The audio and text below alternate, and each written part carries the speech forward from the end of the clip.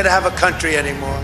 বিবিসির প্যানোরামা তথ্যচিত্রে যুক্তরাষ্ট্রের president Donald ট্রাম্পের বক্তৃতার একটি অংশ সম্পাদনা করার অভিযোগে বিবিসি ক্ষমা চাওয়ার পরও মার্কিন প্রেসিডেন্ট ডোনাল্ড ট্রাম্প বলেছেন তিনি এর বিরুদ্ধে আইনি ব্যবস্থা নেবেন। শুক্রবার সন্ধ্যায় এয়ারফোর্স ওয়ানে সাংবাদিকদের সঙ্গে আলাপকালে ট্রাম্প বলেন, আগামী সপ্তাহে আমরা বিবিসির বিরুদ্ধে 1 থেকে 5 বিলিয়ন ডলারের মামলা করব।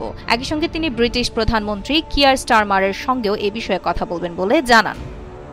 সংবাদ মাধ্যমটি একটি প্রামাণ্যচিত্রে ডোনাল্ড ট্রাম্পের বক্তৃতা এমনভাবে সম্পাদনা করেছিল যাতে মনে হচ্ছিল ট্রাম্প সহিংসতার আহ্বান জানাচ্ছেন। বিষয়টি সামনে আসার পর বিবিসি এই বিষয়ে ক্ষমা চেয়েছেন। সংস্থার চেয়ারম্যান সামির শাহ হোয়াইট হাউসে চিঠি পাঠিয়ে ট্রাম্পকে স্পষ্টভাবে জানিয়েছেন যে প্যানোরামা অনুষ্ঠানের জন্য তৈরি ওই প্রামাণ্যচিত্রে তার বক্তব্য যেভাবে কাটা ও সাজানো হয়েছিল সেটির জন্য তারা দুঃখিত।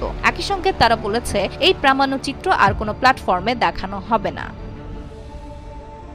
বিবিসির ভাষায় ভিডিও ক্লিপটি যেভাবে সম্পাদিত হয়েছিল তার জন্য আমরা আন্তরিকভাবে দুঃখিত, তবে মানহানির অভিযোগ তোলার মতো কোনো কারণ আছে বলে আমরা মনে করি না। এই সপ্তাহের শুরুতে ট্রাম্পের আইনজীবীরা বিবিসিকে সতর্ক করেছিলেন বিবিসি যদি বক্তব্য প্রত্যাহার না করে, ক্ষমা না চায় এবং ক্ষতিপূরণ না দেয় তবে তারা $1 বিলিয়ন ক্ষতিপূরণের জন্য মামলা করবে। এই বিতর্কের জেরে গত সপ্তাহে বিবিসির মহাপরিচালক টিম ডেভি এবং বার্তা প্রধান ডেবোরা টেনার্স পদত্যাগ করেন।